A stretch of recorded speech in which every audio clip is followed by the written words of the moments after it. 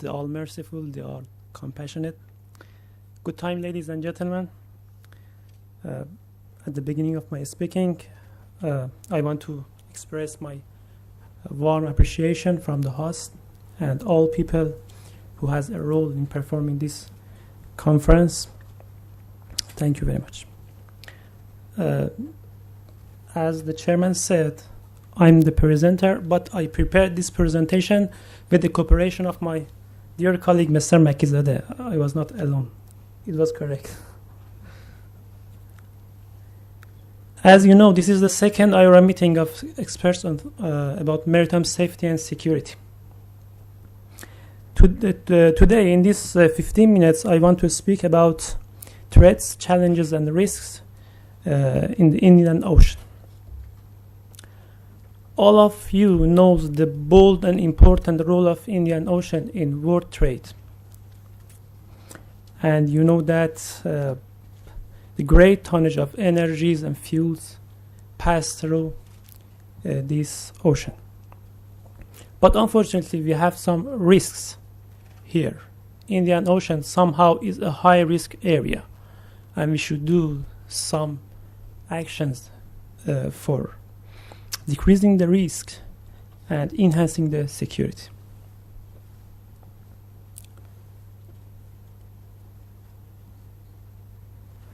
As you see in this picture, in Indian Ocean, we have a golden triangle with 3 straits and channels. Hormuz channels in Persian Gulf, Bab el-Mandab, and Malacca channels. This is the golden triangle because the great tonnage of fuel and goods, raw goods, to China, from Africa to China, and from Persian Gulf to India and China, pass through these channels and straits. But unfortunately, as I said, it's high-risk area here.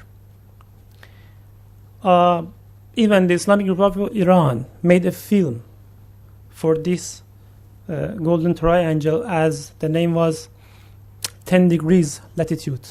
It was a good film that it bolds the importance of this triangle.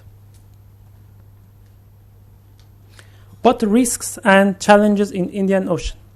I want to categorize the risks into 2 categories. The first one is potential, or new appearing, or new appeared, I don't know, maybe. And the second one is ongoing risks and challenges. But what are potential risks? The potential risk in Indian Ocean is terrorist attacks by militant group like ISIS, Al-Shabaab, and some other terrorist groups. Maybe now we don't have this kind of risk now, but we should predict.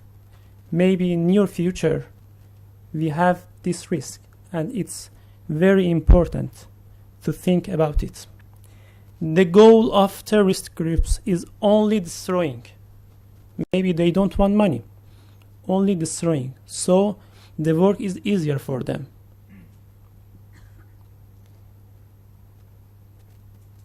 As you know, they have some hidden strategies that here is not the place to explain about. What are their tools? Their tools are handmade missiles, divers, suicide attacks by fast vessels, and using sea mines. As you know, prediction is better than curing. Now, we say this and we expect that something do for these risks. But what can we do? As I said, we can sharing our ideas to prevent this risk to be happen in future.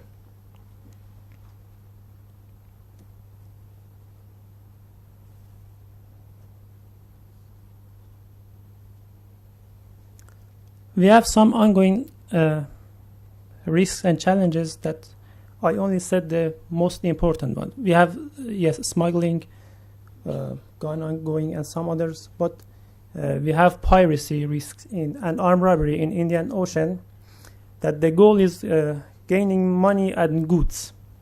And the tools of them are threatening, hostage-taking, and terrifying.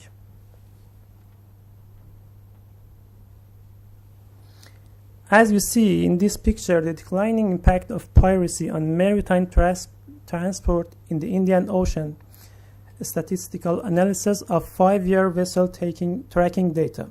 As you see, when there is a risk in the coastline, the year after the years, ships and vessels goes far from the coastline to be more safe. They go to the ships. They go to the sea, not to the coastlines, because there were risks. And if you see the lines, you understand that this problem.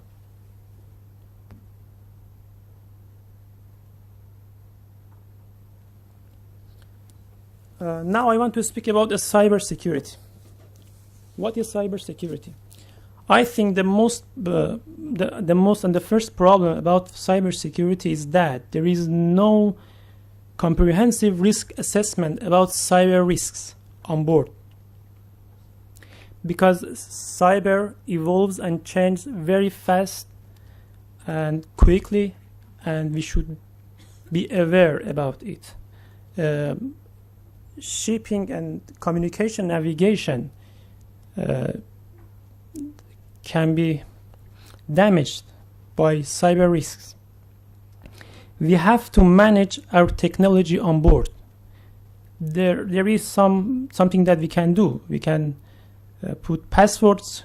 We can use our emails carefully on board. We can have accessibility only to the professional people on board, not all people to the computer. We should update our antivirus, and we should have drills to be ready to encounter to cyber risks.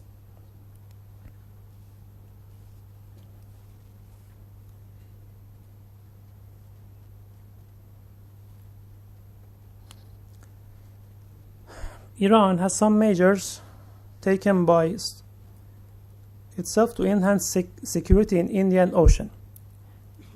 As my friend said, the security is not only military. We had some non-military action, a non-military approach for enhancing security.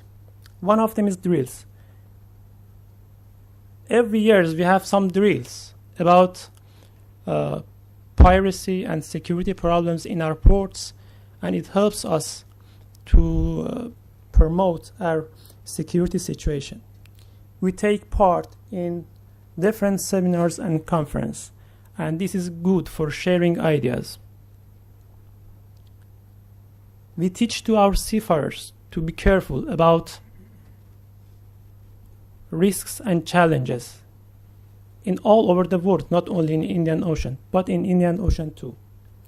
And we have guidance to ships via infographics and some lectures, some pamphlets, and some other things. As an example, there is, for example, infographic from Marine Insight. It's a good way to aware your seafarers, to teach them what can they do for decreasing the risk of being pirated. As you see here, there are many ways, from water jet to lubricant foam.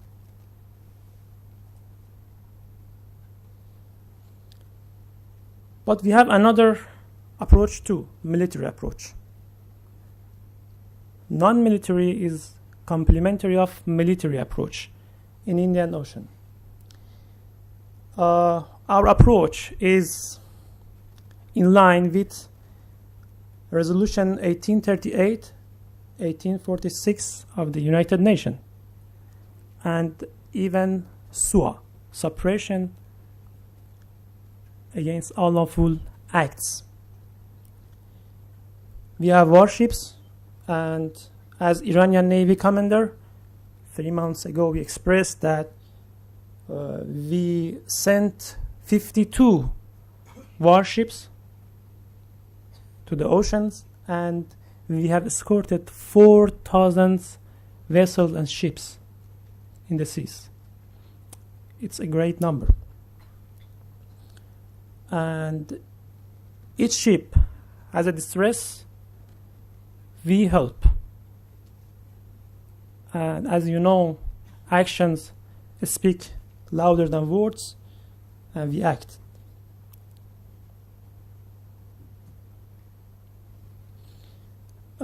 Some other actions of Iran. Iran, as you know, was one of the first countries which performed the ISPS, code from Chapter 11.2 of SOLAS in its country, and now we have the responsibility of reforming the model course of teaching how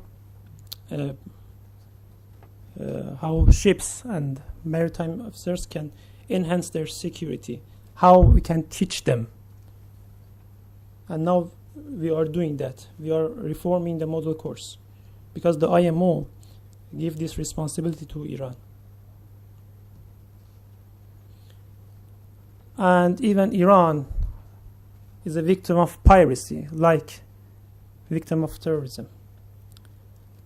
From spring of 2015, 3 fishing vessels were stolen by some pirates and Al-Shabaab terrorist groups. 1 vessel with 14 crew was robbed by Al-Shabaab, and 1 vessel with 21 crew was robbed by pirates. And unfortunately now they live in a very difficult situation.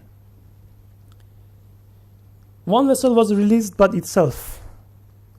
It detained about 4 pirates and go away. Unfortunately, 8 crew, for a bad situation for living, they died. And now we have 15, I think, crew there that they are detained in the hands of terrorist groups and pirates. And their situation is very difficult. We have some negotiation and we want to do something. Islamic Republic of Iran is determined to promote global cooperation benefits of safety and security in shipping in Indian Ocean. And as we are here, it says that we are eager. A suggestion. For IORA and some other things, we can have a memorandum that this memorandum can have some contact points in Indian Ocean that in emergency times we can help each other. Thanks for paying attention.